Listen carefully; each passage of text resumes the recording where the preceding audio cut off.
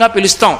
అది బయటికి వెళ్ళండి, ఇంట్లోకి రండి, పని ప్రారంభం చెయ్యండి, ఏం చేసినా ఓసారి సర్వమంగళమాంగళ్యే శివే సర్వార్థసాధికే అంటాం. ఆ సర్వమంగళానామం అంత గొప్పది. అది ఎంత గొప్పది అంటే ఇది ఎంత ప్రమాదాన్నైనా తీసుకురాగలదన్న ప్రమాదం నుంచి కూడా తప్పించగలిగినటువంటి సర్వమంగళప్రదమైనటువంటి శక్తి ఏ తల్లి యందు నిబిడీకృతమైందో ఆ తల్లికి సర్వమంగళ అని పేరు. అందుకే సర్వమంగళాదేవతని ఏ సమయంలో ఆవాహన చేస్తారంటే మంగళసూత్రానికి పూజ చేసేటప్పుడు ఆవాహన చేస్తారు. ఎందుకంటే మిగిలినవి ఎన్నో కడతాడు, రక్షాబంధనాలు కడతాడు, రాఖీలు కడతాడు, ఎన్నో కడతాడు. కట్టినప్పుడు ఆ మాట చెప్పడు. వరుడు వధువు మెళ్ళో మంగళసూత్రం కడుతూ మమ జీవన హేతునా అంటాడు. నేనున్నానని గుర్తు ఏమిటో తెలుసా?